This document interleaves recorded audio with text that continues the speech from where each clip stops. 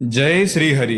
ज्येष्ठ महीने की सबसे शक्तिशाली एकादशी आने वाली है और इस बार की अपरा एकादशी बेहद खास मानी जा रही है। लेकिन दुख की बात तो ये है कि ज्यादातर लोग एक ऐसी गलती कर देते हैं जिससे पूरा व्रत अधूरा रह जाता है। अगर आप चाहते हैं भगवान विष्णु की कृपा, घर में सुख शांति और हर काम में सफलता, तो इस वीडियो को अंत तक जरूर देखिएगा, क्योंकि आज हम बताएंगे अपरा एकादशी कब है, पारण कब करना है, विजय मुहूर्त, राहु काल, अमृत काल और वो गलती जो भूल कर भी नहीं करनी चाहिए। भक्तों, ज्येष्ठ मास की अपरा एकादशी भगवान विष्णु को समर्पित बहुत ही पुण्यदायी एकादशी मानी जाती है। कहा जाता है कि इस दिन सच्चे मन से व्रत और भक्ति करने पर भगवान नारायण विशेष कृपा बरसाते हैं। तो चलिए अब बिना समय गवाए जानते हैं पूरी जानकारी एकदम आसान और सीधी भाषा में। सबसे पहले जानते हैं अपरा एकादशी कब है। 2026 में अपरा एकादशी का व्रत 13 मई बुधवार को रखा जाएगा। एकादशी तिथि शुरू होगी 12 मई दोपहर 2:52 से और एकादशी तिथि समाप्त होगी 13 मई दोपहर 1:29 तक। भक्तों, बहुत लोग व्रत तो रख लेते हैं लेकिन पारण सही समय पर नहीं करते और शास्त्रों में कहा गया है कि गलत समय पर पारण करने से व्रत का पूर्ण फल नहीं मिल पाता।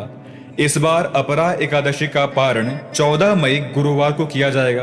पारण का शुभ समय रहेगा सुबह 5:31 से सुबह 8:14 तक। अब सवाल उठता है, पारण कैसे करें? सुबह जल्दी उठकर स्नान करें, भगवान विष्णु का स्मरण करें, फिर तुलसी युक्त जल या मीठा ग्रहण करके व्रत खोलें। इसके बाद सात्विक भोजन करें और अगर संभव हो तो किसी जरूरतमंद को दान जरूर करें, क्योंकि एकादशी का असली पुण्य केवल भूखा रहने से नहीं बल्कि भक्ति और दया से मिलती है। अब जानते हैं विजय मुहूर्त के बारे में। अगर आप इस दिन कोई शुभ कार्य करना चाहते हैं तो विजय मुहूर्त बहुत खास माना जाता है। विजय मुहूर्त रहेगा दोपहर 2:30 से 3:17 तक। कहा जाता है कि इस समय शुरू किए गए कार्यों में सफलता मिलने की संभावना बढ़ जाती है। अब बात करते हैं राहु काल की। राहु काल रहेगा दोपहर 12:42 से 2:21 तक। इस समय कोई भी नया या शुभ कार्य शुरू करने से बचना चाहिए। अब जानिए अमृत काल। अमृत काल रहेगा दोपहर 2:21 से 3:59 तक। पूजा, जप, ध्यान और दान के लिए ये समय बहुत शुभ माना जाता है। अब सुनिए वो गलती जो भूल कर भी नहीं करनी चाहिए।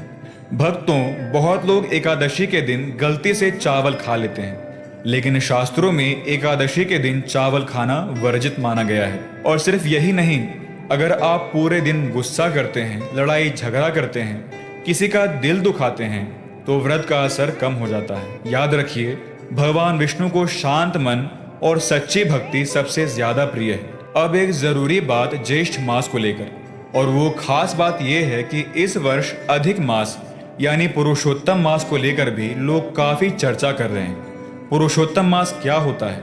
सनातन धर्म में जब चंद्र मास और सूर्य मास के बीच अंतर बढ़ जाता है, तब संतुलन बनाने के लिए एक अतिरिक्त महीना जोड़ा जाता है, जिसे अधिक मास या पुरुषोत्तम मास कहा जाता है। इस महीने को भगवान विष्णु का सबसे प्रिय महीना माना जाता है। कहा जाता है कि इस समय किया गया जप, दान, पूजा और भक्ति कई गुना फल देती है।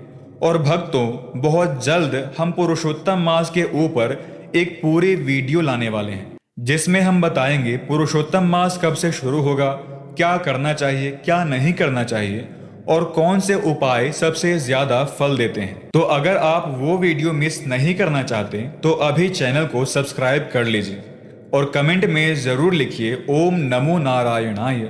वीडियो पसंद आया हो तो लाइक करें और शेयर अवश्य करें। जय श्री हरि।